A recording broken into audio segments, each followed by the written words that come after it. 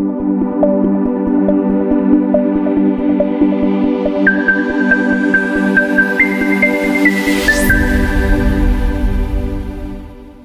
Guys, नमस्कार। मैं हूं भावेश और एक बार पुनः स्वागत करता हूं लक्ष्य पीएससी एकेडमी के इस ऑनलाइन प्लेटफॉर्म पे। यदि आप मेरे इस यूट्यूब चैनल लक्ष्य विद भावेश गजपाल पर नए हैं तो चैनल को सब्सक्राइब जरूर करें, साथ ही बेल आइकन को प्रेस करें, उसे ऑन मोड पे रखें ताकि जैसे कोई मैं नया वीडियो डालूं आपको नोटिफिकेशन प्राप्त हो सके। इसके अलावा आप मेरे टेलीग्राम चैनल टेलीग्राम में जाकर लक्ष्य विद भावेश गजपाल सर्च करके वहां जुड़ सकते हैं। वहां इंपॉर्टेंट वीडियो के नोट्स PDF आपको उपलब्ध हो जाएंगे।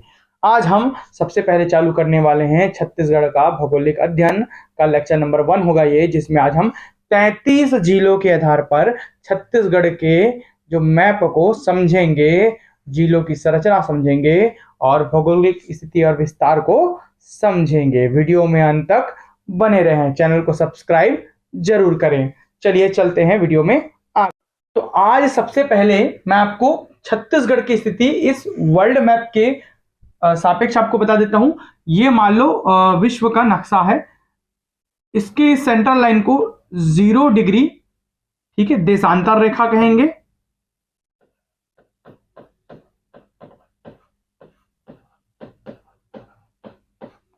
और इस मैप के वर्ल्ड मैप के सेंटर को 0 डिग्री अक्षांश रेखा कहेंगे या भूमध्य रेखा भी इसे कहते हैं। अक्षांश रेखा, देशांतर रेखा, ठीक है, ये सेंटर मान लिए हम। 0 डिग्री अक्षांश रेखा और 0 डिग्री देशांतर रेखा। अक्षांश रेखा को हम भूमध्य रेखा भी कहते हैं क्योंकि भूमि के मध्य ऐसा समझा जा रहा है। अब भारत की स्थिति आपको यहां पर दिख रही है, ठीक है, ये जो हिस्सा है ये भारत है। तो भारत की स्थिति कैसी हुई, ठीक है, क्योंकि किसी भी मैप में स्टैंडर्ड नॉर्थ ऊपर, साउथ, ईस्ट और वेस्ट ये होता है, पूर्व, पश्चिम, उत्तर, दक्षिण, ये स्टैंडर्ड डायरेक्शन होते हैं। तो इसके सापेक्ष इसको सेंटर माने तो ये हुआ पूर्व, और इसको सेंटर माने तो इससे ऊपर हुआ उत्तर। तो इस प्रकार इस विश्व के नक्शे में भारत की स्थिति कहां पर है, उत्तर में और पूर्व में है। मतलब देशांतर रेखा में अगर आगे जाएंगे तो पूर्व के साइड, इस देशांतर रेखा के आगे जाएंगे तो किधर है हम, भारत पूर्व में है, इसलिए पूर्वी देशांतर लिखाएगा भारत की स्थिति के लिए। और इस अक्षांश रेखा के ऊपर जाएंगे तो उत्तर, नीचे जाएंगे तो दक्षिण। ऊपर गए तो क्योंकि भारत ऊपर है, देखिए यहां पर है, तो ऊपर गए तो क्या बोलेंगे, उसको उत्तरी अक्षांश। अक्षांश रेखा के उत्तर में है इसलिए उसको उत्तरी अक्षांश कहेंगे, और देशांतर रेखा के पूर्व में है इसलिए इसे पूर्वी देशांतर कहेंगे। तो जब भी भारत की स्थिति की बात होगी तो उत्तरी अक्षांश और पूर्वी देशांतर में होगी। तो चूंकि भारत के अंदर ही है छत्तीसगढ़ है, तो छत्तीसगढ़ का जो विस्तार होगा वो भी किस में होगा, उत्तरी अक्षांश में और पूर्वी देशांतर में। मतलब छत्तीसगढ़ की सीमाएं भी किसमें नापी जाएंगी, अक्षांश रेखाओं में और देशांतर रेखा में। अक्षांश में उत्तरी अक्षांश में, दक्षिणी नहीं, और देशांतर में पूर्वी देशांतर में, पश्चिमी नहीं, क्योंकि हम पश्चिम में है ही नहीं, देशांतर रेखा के पूर्व में है, इसलिए छत्तीसगढ़ की स्थिति पूर्वी देशांतर में है और उत्तरी अक्षांश में है। ठीक है, आई होप ये आपको पहला बिंदु समझ आया होगा। अब आगे बढ़ते हैं धीरे से, मैप में पूरा और डिटेल में बताऊंगा। अब हम देख लेते हैं कि इसका भौगोलिक विस्तार जो है, क्षेत्रफल कितना है। तो पूरे भारत के क्षेत्रफल का, ठीक है, ये इसका जो क्षेत्रफल है वो 1,35,191 वर्ग किलोमीटर है। कुल क्षेत्रफल छत्तीसगढ़ का कुल क्षेत्रफल कितना है, 1,35,191 वर्ग किलोमीटर। इसको 1.35 वर्ग किलोमीटर भी लिख सकते हैं लाख में, ठीक है, ऐसा लिख के भी दे देगा या तो ऐसा भी लिख के दे देगा। सभी जो कंटेंट है वो ऑथेंटिक मानक सोर्स से लिए जाएंगे। यदि आपको इन केस ऑफ फ्यूचर दावोपत्ती करना रहा तो आप उसके लिए मैं सोर्स भी उपलब्ध आपको कराऊंगा, क्योंकि जितने भी कंटेंट लिए गए सभी मानक सोर्स से लिए गए हैं।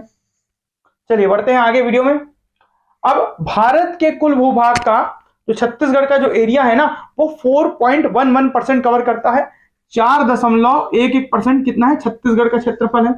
भारत का अगर क्षेत्रफल 100% माना जाए तो इसमें से 4.11% हिस्सा छत्तीसगढ़ है।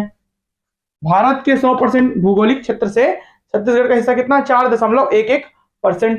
ठीक है। और भारत की कुल जनसंख्या का 2.11% छत्तीसगढ़ में है, ठीक है। इस क्षेत्रफल के आधार पर ये जो 4.11 है, उसके आधार पर छत्तीसगढ़ का स्थान 9वां है, 9th है, उड़ीसा के बाद हम 9वां है, ठीक है। अब ये छत्तीसगढ़ जो आता है वो भारत के प्रायद्वीपीय पठार का हिस्सा है। ये वाले को हिस्से को बोलते हैं, ये ट्रायंगल वाले हिस्से को भारत का प्रायद्वीपीय पठार। इसी पठार को जो कि गोंडवाना लैंड का हिस्सा था, गोंडवाना लैंड जो कि अफ्रीका महाद्वीप से कटकर अलग होकर आया है और यहां पर मिला है, ये पठार अफ्रीका से मेल खाता है, ठीक है। इसलिए इसका नाम क्या रखे, हम गोंडवाना लैंड रखे हैं। और गोंडवाना लैंड की इस पठार में को हम प्रायद्वीपीय भारत का पठार कहेंगे। प्रायद्वीप जो 3 ओर से समुद्रों से घिरा है, द्वीप जो चारों ओर से समुद्रों से घिरा है, ठीक है। ऐसा भूभाग जो 3 ओर से समुद्र से घिरा है वो प्रायद्वीप। तो ये प्रायद्वीपीय भारत का पठार है जिसमें छत्तीसगढ़ आता है। तो अगर पूछेगा छत्तीसगढ़ भारत के किस भूभाग का हिस्सा है, तो प्रायद्वीपीय भारत के पठार का हिस्सा है, ठीक है। ये आपका एक प्रश्न बनता है, जैसे कि आप यहां पर लिखा हुआ है, ठीक है। वर्तमान स्थिति में 2023 की स्थिति में छत्तीसगढ़ में 5 संभाग हैं और 33 जिले हैं। साथ ही साथ जो तहसील और विकासखंड तो उतने रहेंगे, 146 146 विकासखंड है, लेकिन तहसीलों की संख्या बढ़ती रहती है। तो अभी हम नवंबर 2021 तक की स्थिति में 177 तहसील को लेकर चल रहे हैं। ये नवंबर 2021 तक की स्थिति में है। तहसीलों की संख्या जब करंट अफेयर में पढ़ा जाता है, इसलिए मैं एक विशेष तिथि तक का आपको तहसीलों की संख्या बता रहा हूं। अभी 179 भी हो गए, 2 और बढ़ गए हैं, ठीक है। उसके बाद और 2-3 तहसीलों की घोषणा की गई है, परंतु क्रियान्वयन में इतने हैं नवंबर 2021 तक की स्थिति में। तो हम इसी को पढ़ेंगे, ठीक है। कितने संभाग है? 5 संभाग। इन 5 संभागों को हम उकेर लेते हैं। ये नया मैप है अकॉर्डिंग टू चिप्स। तो चिप्स के अकॉर्डिंग नया मैप है, जिसमें आपको देखिए ये रेखा जो है कोरिया और मनेन्द्रगढ़, चिरमिरी, भरतपुर आपको ऐसा दिखने मिल रहा है, ठीक है। तो ये ऐसा ही याद करना है, इसको ऐसा काट के नहीं करना है। ये ओल्ड मैप था। अभी जनवरी में जो लेटेस्ट मैप जारी हुआ है वो इस प्रकार का जारी हुआ है, जहां पर आपको ये सीधी रेखा देखने मिलेगी। तो ये जो है ये आपका हो गया दुर्ग संभाग। इसके बाद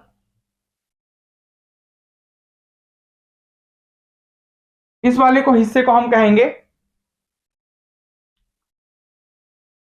रायपुर संभाग। ये आपका बस्तर संभाग,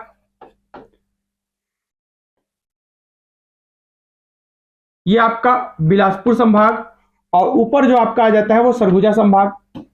तो सरगुजा संभाग में जिलों की संख्या 1 2 3 4 5 और 6, कितने जिले? 6 जिले।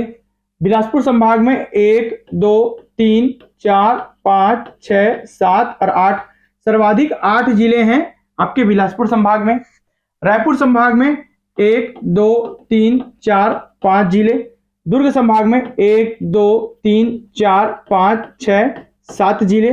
और बस्तर संभाग में 1 2 3 4 5 6 7 जिले बस्तर संभाग में है। तो इस प्रकार कुल मिलाकर होते हैं 33 जिले और 5 संभाग, ठीक है। आगे बढ़ते हैं। इन्हीं 33 जिलों को आपको बनाने भी आना चाहिए मैप पर। यदि आप कहीं पर भूल रहे हैं तो मैप बनाने भी आना चाहिए। तो इस छत्तीसगढ़ के नक्शे में हम ब्लैंक मैप में हम पूरे जिलों को उकेरेंगे। ध्यान से देखते रहिएगा कैसे बनाना है, ठीक है। और इसको देखकर ही आप समझ पाएंगे कि कैसे आपको मैप उकेरना है। ये बहुत ही जरूरी है छत्तीसगढ़ समझने के लिए। जो नए हैं उनको भी समझना जरूरी है।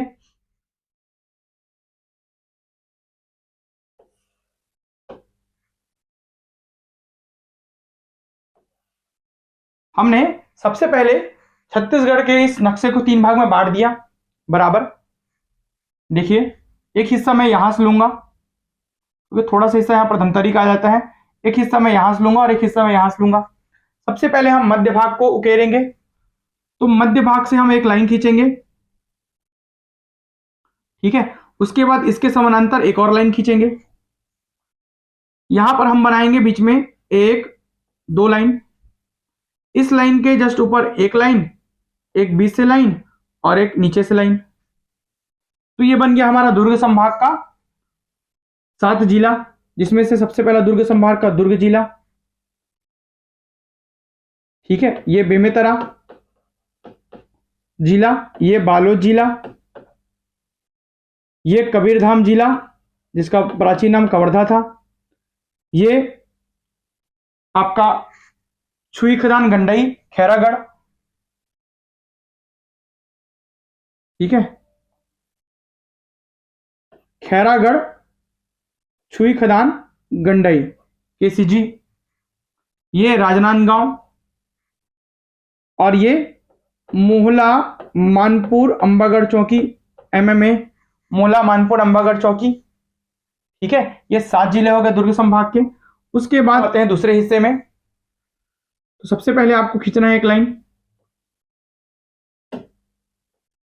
यहां से बलौदाबाजार के लिए, यहां से एक लाइन ऐसा ऐसा, और यहां से एक लाइन महासमुंद के लिए, ठीक है। महासमुंद गरियाबंद को टच कर रहा है लेकिन धमतरी को नहीं, तो यहां पर से आपका बन गया बलौदाबाजार, यह है रायपुर, यह है धमतरी, यह है गरियाबंद, और यह है महासमुंद। 5 जिले रायपुर संभाग के। अब आ जाते हैं हम ऊपर बिलासपुर संभाग में। सर्वाधिक कठिन है बिलासपुर संभाग बनाना। तो बलौदाबाजार में आपको 3 रेखा लानी है, 2 और तीसरी।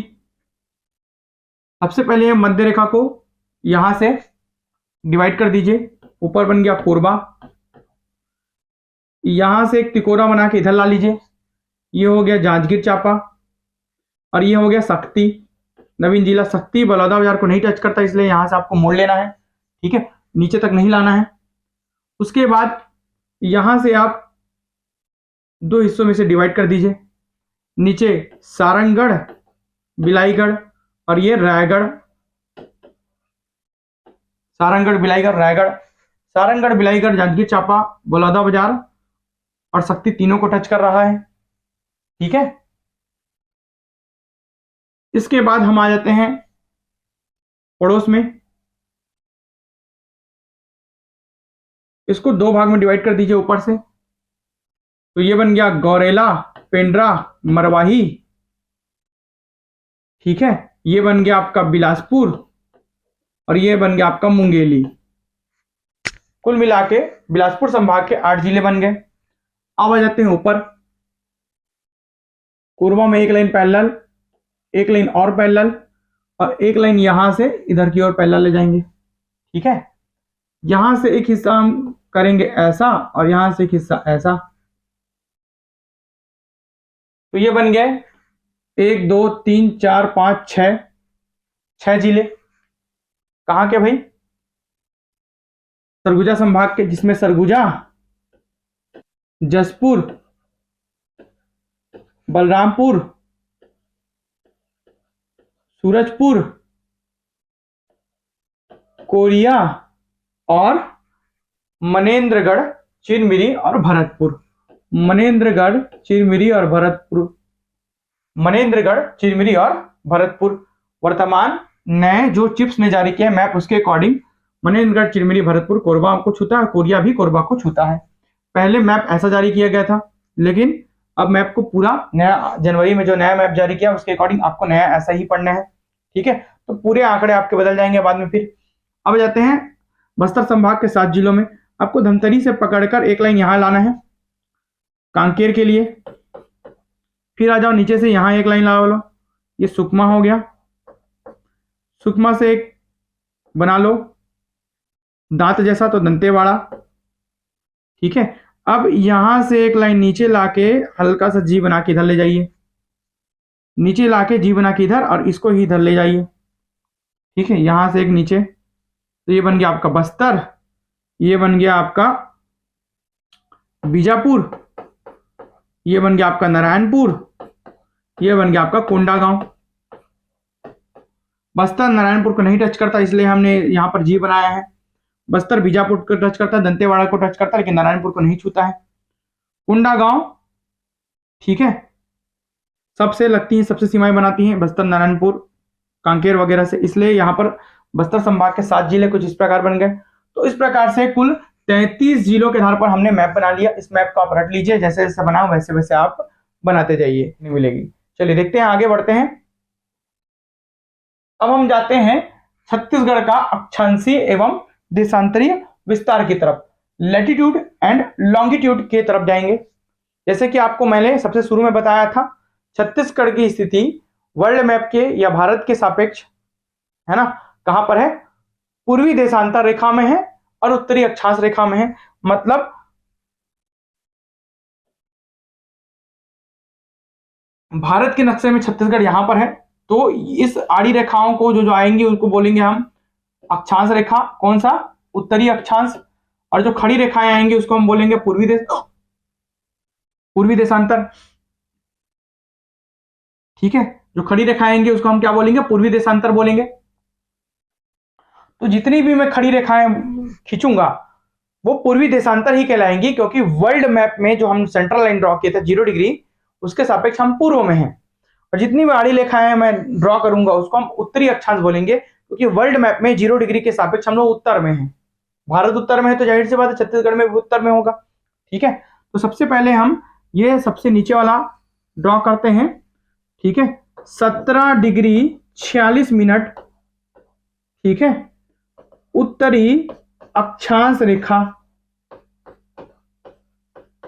17 डिग्री 46 मिनट उत्तरी अक्षांश। भाई 0 डिग्री, नीचे में 0 डिग्री होगा, 0 डिग्री अक्षांश रेखा को भूमध्य रेखा कहेंगे। धीरे धीरे 0 से 1 2 3 4 कहां तक गए? 17 तक। तो 17 डिग्री 46 मिनट उत्तरी अक्षांश रेखा को, ठीक है, हम क्या बोलेंगे? अक्षांश रेखा के उत्तर में, इसलिए उसे उत्तरी अक्षांश बोलेंगे। ये छत्तीसगढ़ का दक्षिणतम छोर है, छोर सीमा बनाएगा। और यहां से जो रेखा जाएगी वो होगी 24 डिग्री। अब 17 से लेकर गया 24 तक, 24 डिग्री 5 मिनट उत्तरी अक्षांश रेखा को हम कहेंगे उत्तरी सीमा। उसी प्रकार यहां से एक रेखा, खड़ी रेखा, भाई इधर 0 डिग्री देशांतर है, 0 डिग्री देशांतर रेखा है, इसके सापेक्ष 1 2 3 4 5 6 कहां तक गए? 80 तक। तो 80 डिग्री 15 मिनट पूर्वी देशांतर रेखा, पूर्वी देशांतर रेखा को हम कहेंगे इसका पश्चिमी सीमा। और यहां से एक रेखा जो जाएगी 80 से 4 गया 84, 84 डिग्री 25 मिनट पूर्वी देशांतर रेखा। भाई देशांतर रेखा के पूर्व में है इसलिए पूर्वी देशांतर। तो पूर्वी देशांतर रेखा को हम कहेंगे इसका पूर्वी सीमा। ये जो है वो जसपुर में है पूर्वी सीमा। पश्चिमी सीमा आपका बीजापुर में है, दक्षिणी सीमा आपका सुकमा में है, और उत्तरी सीमा आपको बलरामपुर में देखने मिलेगा। ठीक है, इस प्रकार इसका अक्षांशीय और देशांतरी विस्तार आपको देखने मिल रहा है। अगर बात करें किलोमीटर में तो उसकी चौड़ाई आपको कम देखने मिलेगी, 4 डिग्री का अंतर है, जबकि लंबाई आपको ज्यादा देखने मिल रही है, 17 से 24 तक का अंतर है। ठीक है, तो अगर हम बात करें इसका अक्षांशीय विस्तार, अक्षांश से अक्षांश तक का, इसलिए इसको क्या बोलेंगे? अक्षांशीय विस्तार। तो ये लगभग है 700 से 800 किलोमीटर।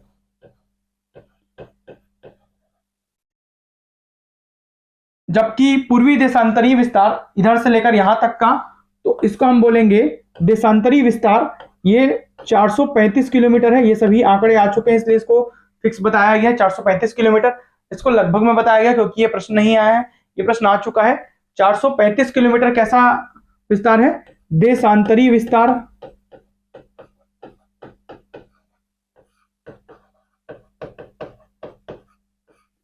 अक्षांशीय विस्तार,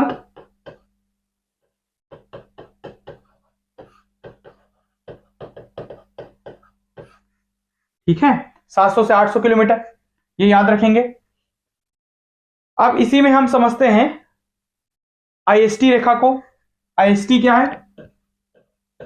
भारतीय मानक समय रेखा, इंडियन स्टैंडर्ड टाइमलाइन।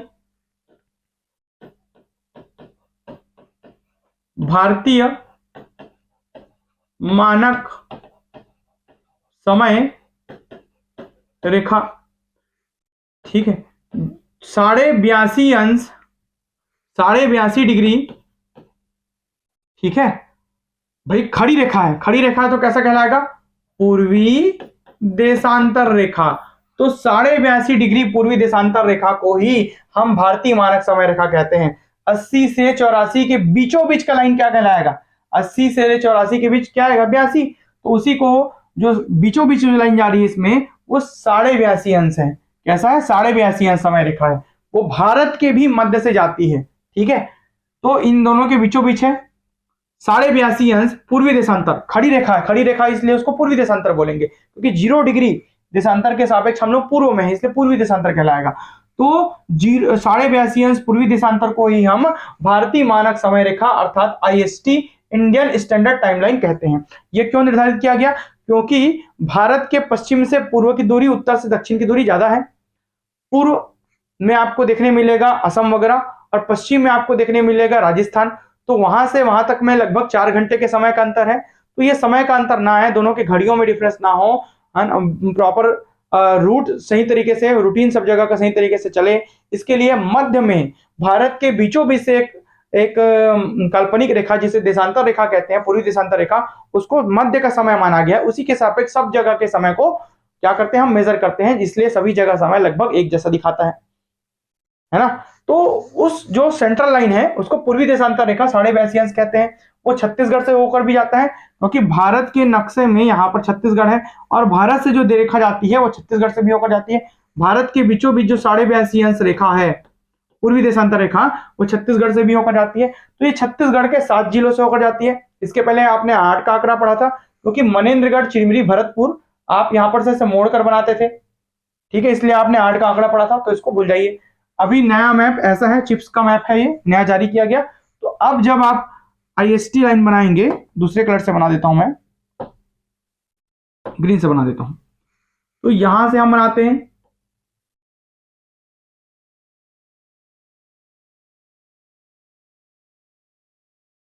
ये क्या है? 82.5 पूर्वी देशांतर रेखा।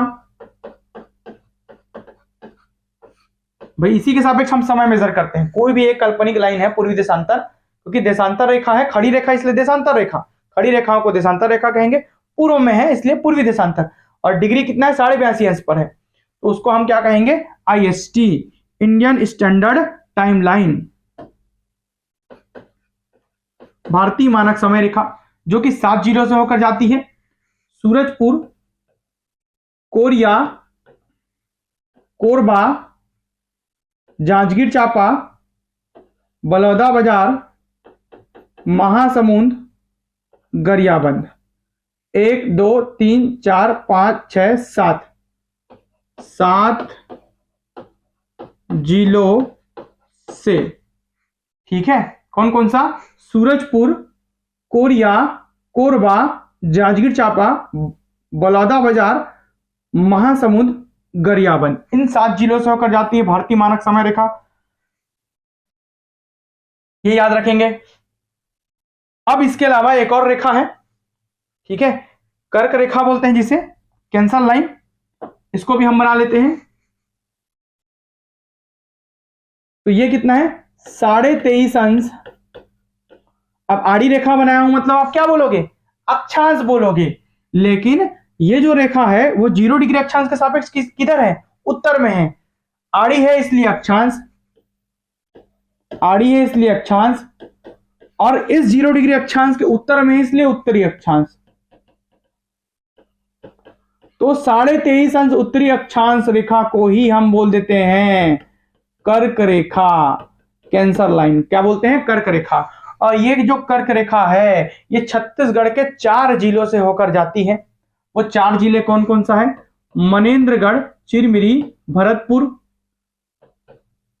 कोरिया, सूरजपुर और बलरामपुर। ये 4 जिलों से होकर जाती है। मनेन्द्रगढ़, चिरमिरी, भरतपुर वर्तमान में नया जुड़ा है। कोरिया, सूरजपुर, बलरामपुर इनसे भी होकर जाती है।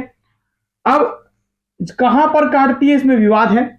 कई बार इसका आंसर कोरिया लेता है और कई बार इसका आंसर सूरजपुर लेता है। सर्वाधिक बार इसका आंसर जो लिया गया है कि IST भारतीय मानक समय रेखा और कर्क रेखा ये दोनों एक दूसरे को कहां पर काटती है, तो आप ले सकते हैं कोरिया, ठीक है, या सूरजपुर, आप दोनों में से 100 विवेक से वहां पर चूज कर सकते हैं।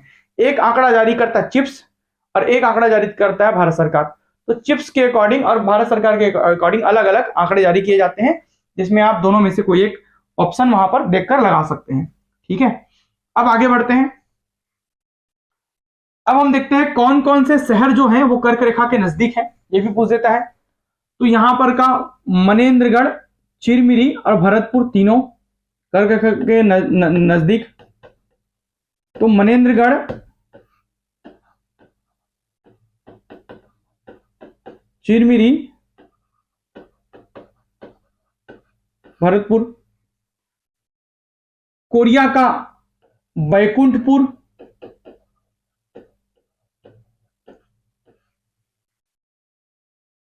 और सोनहट, सोनहट कोरिया। सूरजपुर का प्रतापपुर और ओड़गी, ओड़गी और प्रतापपुर, ये दोनों कर्क रेखा के नजदीक है। बलरामपुर में बलरामपुर, सर्वाधिक नजदीक बलरामपुर है, और कुसमी, ये दोनों बलरामपुर जिले का। तो सबसे नजदीक पूछेगा तो बलरामपुर है ना, बाकी सभी बैकुंठपुर, सोनहट कोरिया जिले का, ओड़गी प्रतापपुर सूरजपुर जिले का, मनेन्द्रगढ़, चिरमिरी, भरतपुर, ये सभी कर्क रेखा के नजदीक आपको देखने मिलते हैं, ठीक है।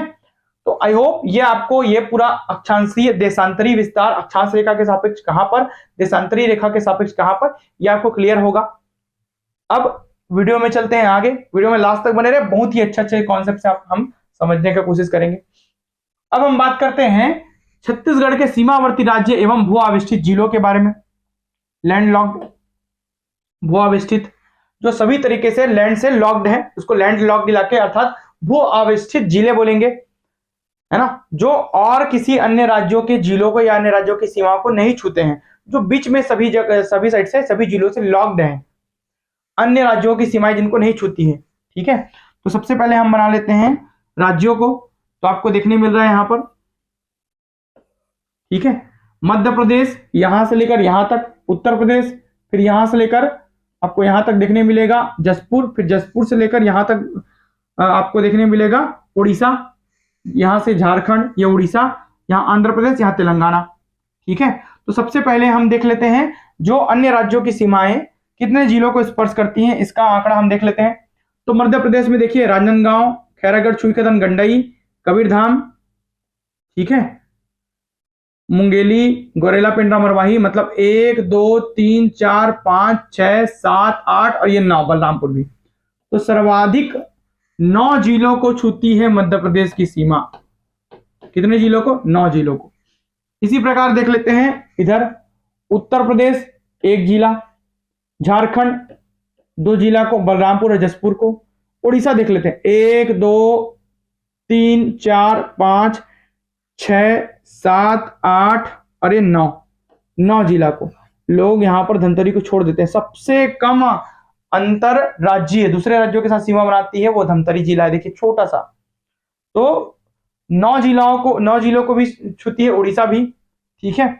आंध्र प्रदेश 1 जिला, तेलंगाना 1 और 2 जिला, महाराष्ट्र 1 2 3 4 और ये 5 जिला। तो सर्वाधिक जिलों को स्पर्श करने वाले राज्य हैं उड़ीसा और मध्य प्रदेश। सर्वाधिक लंबी सीमा जो बनाती है वो है उड़ीसा। लंबी सीमा यहां से लेकर पूरा यहां तक की लंबाई उड़ीसा की, ठीक है। सबसे कम सीमा बनाती है धमतरी जिला, जैसे कि आप देख पा रहे हैं, ठीक है। इसके अलावा आंध्र प्रदेश सबसे कम राज्यों को स्पर्श करती है। आंध्र प्रदेश में सुकमा जिला और उत्तर प्रदेश में हमारा बलरामपुर जिला। तो बलरामपुर जिला और सुकमा एक एक राज्यों को स्पर्श करती हैं, जैसे कि आप देख पा रहे हैं। भू आविष्टित जिले मतलब जो लैंड लॉक्ड है, उसको शेडेड कर देता हूं मैं ग्रीन कलर से। तो जो लैंड से लॉक्ड है वो सरगुजा, सबसे पहले सरगुजा सभी तरफ से जिलों से घिरा है और दूसरे राज्यों की सीमा को नहीं छूता। वैसे ही कोरबा, वैसे ही जांजगीर चांपा, बिलासपुर, बलौदाबाजार, रायपुर, बेमेतरा, दुर्ग, बालोद,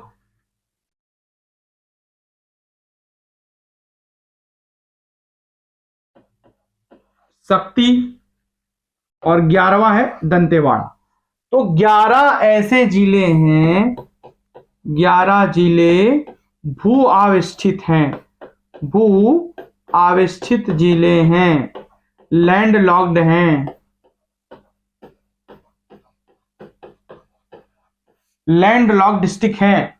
11 ऐसे जिले हैं जो हमारे ही छत्तीसगढ़ के अन्य जिलों से सीमा बनाती है, दूसरे राज्यों की सीमाओं से नहीं लगती है। इनको बोलते हैं भू आविष्ठित जिले, लैंड लॉक्ड जिले। ठीक है, आई होप ये 2 क्वेश्चन आपके पास कवर हो रहा होगा। अब आगे बढ़ते हैं। अब हम देखते हैं संभाग का गठन, स्थापना वर्ष, जिलों की संख्या और विशेष क्या है इन संभागों को लेकर। बताया था कि छत्तीसगढ़ में 5 संभाग हैं। इन 5 संभाग में रायपुर सबसे पुराना संभाग है। रायपुर को जब मध्य प्रांत या बरार का हिस्सा हुआ करता था, सेंट्रल प्रोविंस का हिस्सा हुआ करता था, तो रायपुर को पहले जिला बनाया गया था। तब रायपुर, बिलासपुर और संबलपुर जिला हुआ करते थे। संबलपुर बाद में उड़ीसा के अंतर्गत चला गया और हमारे यहाँ बच गया रायपुर और बिलासपुर। फिर रायपुर को 1862 में संभाग बनाया गया। रायपुर 1861 में जिला बना, बाद में रायपुर 1862 में संभाग बना। 1862 में रायपुर को कमिश्नरी बनाया गया। संभाग में कमिश्नर होता है, तो कमिश्नरी कब बनाया गया? 1862 में। 1956 में बिलासपुर को, 1981 में बस्तर को, 2008 में सरगुजा को और 2014 में दुर्ग को। सबसे पुराना संभाग, प्राचीन संभाग, सबसे नवीन संभाग, विशेष में लिख लेते हैं। रायपुर में 5 है जिलों की संख्या रायपुर संभाग में। बिलासपुर में सर्वाधिक 8 जिले हैं। बस्तर संभाग में 7 जिले हैं। सरगुजा संभाग में 6 जिले हैं और दुर्ग संभाग में अभी वर्तमान में 7 जिले हैं। ठीक है, बिलासपुर जनसंख्या की दृष्टि से सबसे बड़ा है। जनसंख्या में सबसे बड़ा संभाग कौन सा है? बिलासपुर है। सबसे छोटा जनसंख्या में संभाग है बस्तर में। सबसे कम जनसंख्या है, जनसंख्या में छोटा। ठीक है, क्षेत्रफल में छोटा कौन है? दुर्ग है। तो क्षेत्रफल में सबसे छोटा, क्षेत्रफल में सबसे छोटा संभाग कौन है? आपका दुर्ग है। क्षेत्रफल में सबसे बड़ा कौन सा आपको दिख रहा है? बस्तर।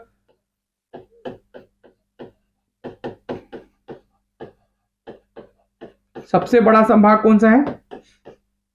बस्तर। ठीक है, सबसे प्राचीन रायपुर, बिलासपुर जनसंख्या में सबसे बड़ा, बस्तर क्षेत्रफल में बड़ा और जनसंख्या में छोटा,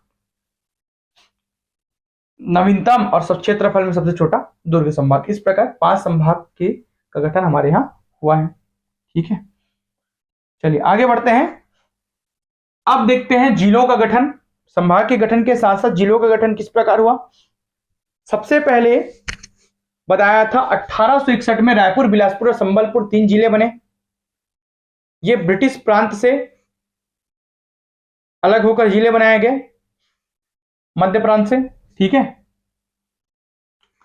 तो 1861 में रायपुर और बिलासपुर और संबलपुर जिले बनाए गए थे। संबलपुर उड़ीसा में चला गया, हमारे यहां रह गया रायपुर और बिलासपुर। ठीक है, किस से विभाजित? ब्रिटिश प्रांत से।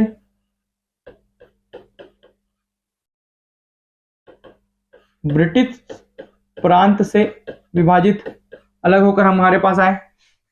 ठीक है, फिर बाद में बंग भंग हुआ, बंगाल विभाजन हुआ। ठीक है, उसी के बाद धीरे धीरे मांग उठने लगी और 1905 में जब बंगाल विभाजन होता है तो जस्ट उसके अगले साल 1906 में हमारे यहाँ दुर्ग को जिला बना दिया गया। ठीक है, दुर्ग किससे होगा अलग? बिलासपुर और रायपुर दोनों से।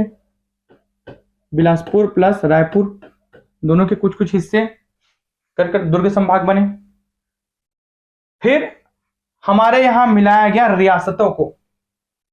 जब 1947 में हमको आजादी मिली तो अगले साल 1948 में एक संधि होती है और उस संधि के तहत रियासत होते हैं, राजाओं के गढ़ होते हैं, वो हमारे यहाँ मिला लिए गए। उनमें से 3 रियासत जो कि 1948 में सरगुजा रियासत, 1948 में रायगढ़ रियासत, 1948 में ही आपका बस्तर रियासत, तीनों रियासतों को हमारे यहाँ मिला लिया गया 1948 में, अगले ही साल। सरगुजा का मुख्यालय है अंबिकापुर, रायगढ़ का रायगढ़ और बस्तर का मुख्यालय जगदलपुर है, हेडक्वार्टर। ये तीनों क्या थे? रियासत थे। तो इनको रियासतों से अलग करके विभाजित करके बनाया गया। तो यहां लिख देता हूं रियासतों से तीनों को, ठीक है। फिर 1973 में बनाया गया राजनांदगांव जिला। 73 में राजनांदगांव को जिला बनाया गया और राजनांदगांव जो अलग हुआ वो दुर्ग जिले से कटकर अलग हुआ। बाद में फिर 9 जिले बनाए गए। 1998 में कोरिया, जिसका हेडक्वार्टर बैकुंठपुर हुआ। कोरिया किसके पास है? सरगुजा के पास है, तो सरगुजा रियासत से अलग हुआ या सरगुजा जिले से अलग हुआ, ठीक है। फिर जसपुर 1998, जसपुर नगर इसका हेडक्वार्टर है। जसपुर रायगढ़ के पास में है, इसलिए रायगढ़ जिले से अलग होकर बनाया गया।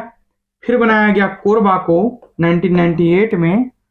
कोरबा बिलासपुर से अलग हुआ। फिर बनाया गया जांजगीर चांपा को 1998 में। इसको भी बिलासपुर से अलग किया गया, इसका हेडक्वार्टर जांजगीर है। फिर बनाया गया कबीरधाम या कवर्धा को 1998 में। इसमें बिलासपुर के कुछ हिस्से लिए गए प्लस राजनांदगांव के कुछ हिस्से लिए गए और बनाया गया कबीरधाम या कवर्धा जिला। पहले कवर्धा नाम था, बाद में कबीरधाम नाम पड़ा 2003 में। फिर आते हैं महासमुंद 1998 में, धमतरी 1998 में। ये दोनों रायपुर से कटकर अलग हुए। फिर उत्तर बस्तर कांकेर 1998 में और दक्षिण बस्तर दंतेवाड़ा, पहले कांकेर और दंतेवाड़ा था, 2003 में इनका दोनों का भी नाम चेंज हुआ और उत्तर बस्तर और दक्षिण बस्तर इसका नाम पड़ा। तो कांकेर बस्तर से अलग होकर बना और दंतेवाड़ा भी बस्तर से अलग होकर बनाया गया। नारायणपुर और बीजापुर को, ठीक है, एक साथ जिला बनाया गया सन 2007 में। 2007 में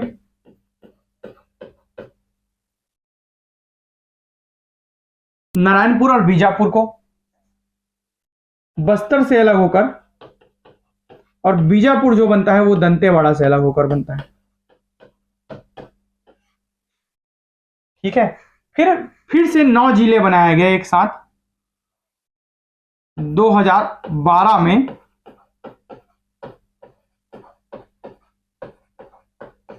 4, 5, 6, 7 और 2, 9। सूरजपुर, बलरामपुर, मुंगेली, बेमेतरा, बालोद, बलौदाबाजार, गरियाबंद, ठीक है। तो बालोद और बेमेतरा ये दोनों दुर्ग से अलग होकर बने, ठीक है। मुंगेली जो है वो बना,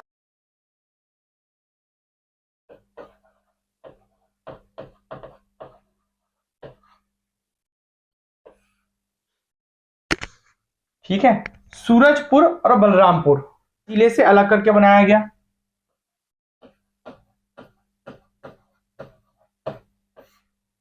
ठीक। बलौदाबाजार और गरियाबंद दोनों को रायपुर से अलग करके बनाया गया।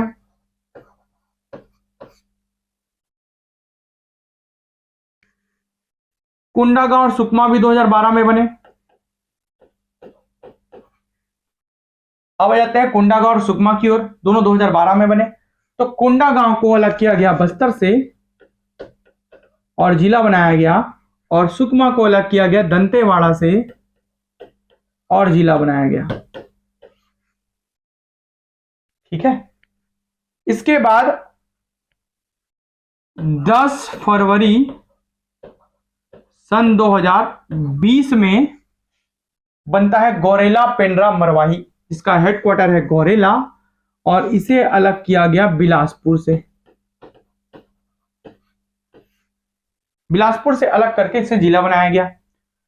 वर्तमान में अक्टूबर सन 2021 में घोषणा हुई थी 4 नए जिलों की, जिसे 2 सितंबर, 3 सितंबर और 9 सितंबर को क्रमशः जिला बनाया गया। तो 2 सितंबर सन 2022 को अस्तित्व में आया मोहला मानपुर अंबागढ़ चौकी, जिसका हेडक्वार्टर है मोहला। इसे अलग किया गया राजनांदगांव से।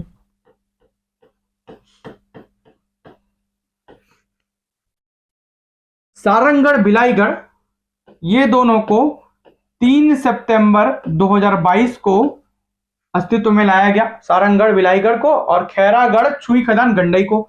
सारंगढ़ बिलाईगढ़, खैरागढ़ छुई खदान गंडई दोनों 3 सितंबर 2022 को 30वें और 31वें जिले के रूप में अस्तित्व में आए। सारंगढ़ का मुख्यालय बिलाईगढ़ का मुख्यालय सारंगढ़ है, खैरागढ़ छुई खदान गंडई का मुख्यालय खैरागढ़ है, जो जिसका सबका फ्रंट नेम है वही उसका हेडक्वार्टर है, मुख्यालय है।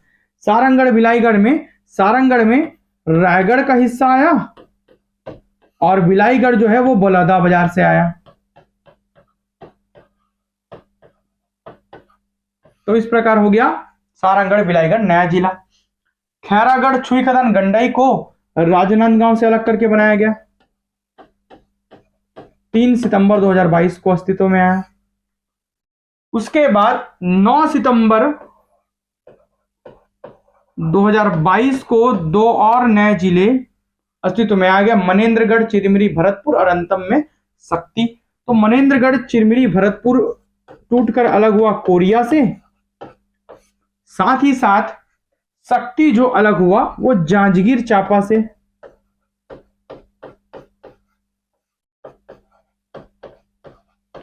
इस प्रकार बन गए कुल कितने जिले?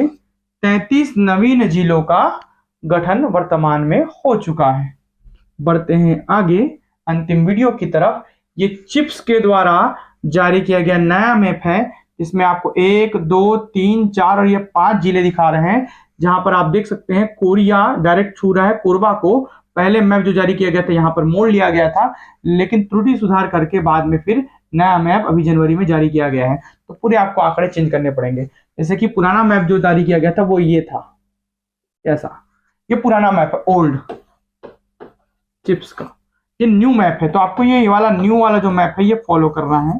इसमें 5 जिले आपको दिख रहे हैं, ये फॉलो करना है, ये नहीं। ठीक है, चलिए आगे बढ़ते हैं कुछ और बिंदुओं की ओर। जैसे कि बताया था जिला का नाम परिवर्तन हुआ था 2003 में।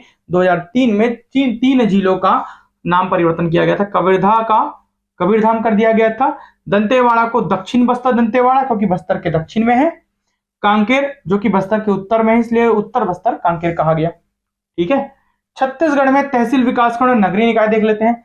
तो कुल तहसीलों की संख्या नवंबर 2021 की स्थिति में 177 है। नवंबर 2021 की स्थिति में बता रहा हूं, तहसीलों की संख्या बढ़ती रहती है क्योंकि नए तहसील घोषित होते रहते हैं। वर्तमान में जितना भी तहसील बढ़ा है वो करंट अफेयर में आपको मिल जाएगा, उसको वीडियो में, करंट के वीडियो में या आर्थिक सर्वेक्षण के वीडियो में अपडेट करूंगा। कुल विकासखंड है 146। आदिवासी विकासखंड की संख्या है 85। ठीक है।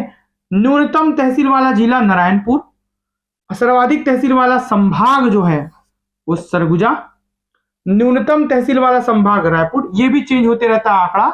ये नवंबर 2021 की स्थिति में आपको आंकड़ा बता रहा हूं। सबसे बड़ा विकासखंड है बिल्हा। इन आंकड़ों को हम बदलते रहते हैं। नगरीय निकाय है 166, जिसमें से नगर निगम है 14, नगर पालिका परिषद है 43 और नगर पंचायत है 109। कुल मिलाकर 166 नगरीय निकाय हैं। 2 बिंदु जिसे आपको याद रखना है, पूर्णतः अनुसूचित क्षेत्र में शामिल जिले 14 हैं, जहां पर वहां के स्थानीय निवासियों को नौकरी वगैरह या विशेष परिस्थितियों में विशेष छूट दिया जाता है या उन्हीं को ही प्राथमिकता दी जाती है। कांकेर, कोंडागांव, बस्तर, सुकमा, दंतेवाड़ा, बीजापुर, नारायणपुर, ये 7 पूरे बस्तर संभाग के पिछड़े जिले।